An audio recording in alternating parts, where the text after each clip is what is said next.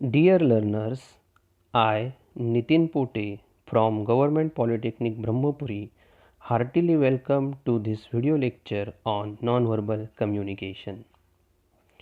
After watching this video, you will be able to identify various nonverbal codes in communication situations, interpret nonverbal codes used by the sender and thereby communicate effectively, use nonverbal codes appropriately while communicating at workplace, and develop communication skills.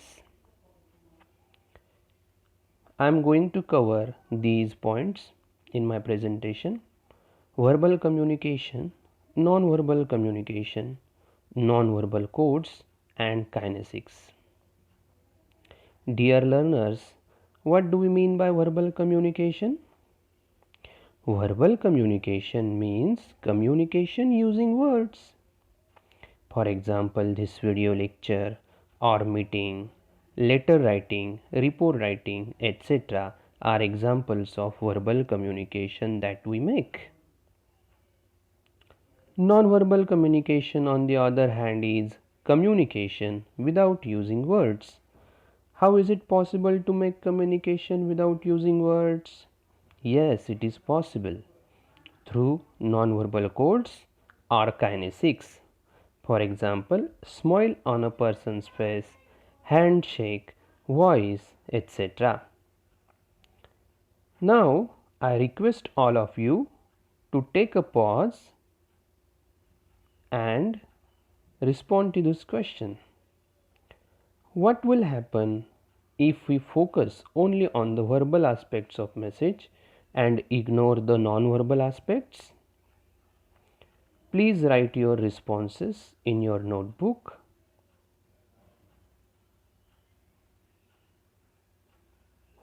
Now play the video. Dear learners, this pie chart shows the significance of non-verbal aspects of message. If we consider meaning of the message as 100%, then 7% meaning is carried by words, that is verbal communication. 38% meaning is carried by vocal, that is voice, and 55% meaning is carried by non-verbal aspects. So, in order to become effective communicator, it is necessary for us to pay attention to all the three aspects of communication. Non-verbal communication we will discuss in detail now. Non-verbal communication is divided into two parts. One is non-verbal codes and the other is body language or kinesics.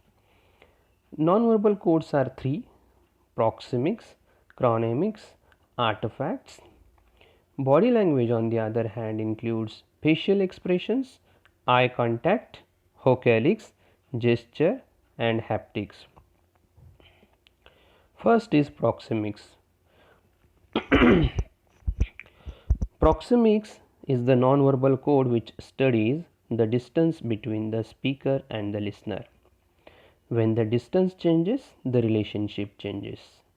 In professional situation, we should always keep in mind not to enter the personal territory of a personal. Otherwise, the person gets embarrassed. Dr. Albert Mehrabian is a leading proxemist who has studied proxemics in detail. He has given us 4 zones related to the distance between the speaker and the listener.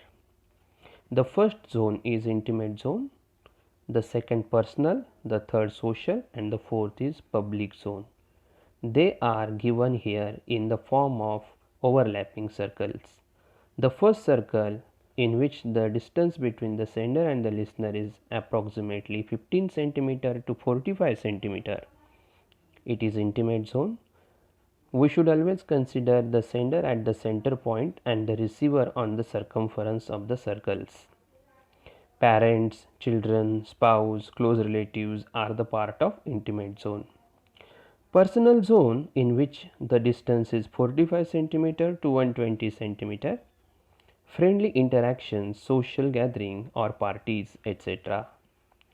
Social zone has the distance of 1.2 meter to 3.5 meter approximately. Strangers, persons with little acquaintance, etc. are part of this zone. Public zone when the distance is beyond 3.5 meter. When we are addressing large group or public meetings, they are part of public zone. So, as an effective communicator, it is necessary for us to maintain appropriate distance between the sender and the receiver. Chronomics refers to the ethics of proper use of time. It includes punctuality, willingness to wait, and interactions. The way we utilize our time has influence of our culture. As an effective communicator, we should always respect the time of ourselves and the time of others, so always be punctual. Artifacts refer to infrastructure and allied amenities in an organization. The objects in the offices and houses often convey the signals of the occupant status. A congenial environment helps in communication. It includes color, ventilation, lighting, and temperature. So, the organization which has congenial infrastructure, it makes communication effective, and the organization that lacks congenial environment, then there is no effective communication among the stakeholders. Further, we will move to body language or kinesics. Facial expressions. Dear learners, face is the index of our mind. Face is the organ of emotions. Muscles in the face convey several emotions simultaneously, like cooperation, friendliness. Blank face indicates a neutral, expressionless face. We should always wear a smile while communicating so that communication becomes effective. Eye contact. Our eyes are windows to the soul. Maintaining eye contact in face-to-face communication certainly improves communication. Eye contact helps to understand a person's attitude. Avoiding eye contact shows fear, doubt, nervousness. Express your willingness to communicate through eye contact. So, dear learners, whenever we are making communication, we should always maintain eye contact with our listener or receiver so that they will pay attention to our message and communication becomes effective. Vocalics is the next aspect of body language. It includes different aspects of our voice such as tone, pitch, stress, pause, volume, speed, etc. Different tones of voice indicates different emotions. For example, if we say good morning, good morning. In the first way of saying good morning, it had affection towards the listener, but in the second, there was neutral emotion. A nervous person has shaky voice, on the other hand, scared person has shrieking voice. While speaking, we should use the aspects of voice aptly to make our communication effective. Now, I give you example of stress. When we shift the stress of the word, then meaning gets changed. For example, John bought a blue shirt.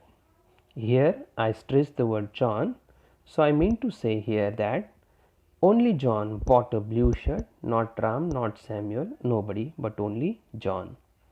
If I give the focus on the word blue and utter the sentence in this manner, John bought a blue shirt. Here I am focusing on the word blue, means I mean to say that John bought a blue color shirt, not red, not green, etc. So, dear learners, when we are making communication in oral form, we should always pay attention to the different aspects of our voice. We should make use of falling tone, rising tone in such a manner so that it will not be a boredom for our listener. Gesture means movement of hands, head, shoulders, feet. We often use gesture in conjunction with verbal messages. So, gestures are mostly used along with our words. Communicate what speaker feels consciously or unconsciously. We should always use positive gestures such as thumbs up, handshake, etc., and avoid negative gestures like shrugging shoulder, scratching head while communicating. Haptics is communication of emotions by touch. We convey emotions like friendliness, hate, violence, anger, displeasure, affection, concern, etc. through haptics. Handshakes are commonly accepted in professional situations. So, pat on back, handshake, hugging convey different emotions.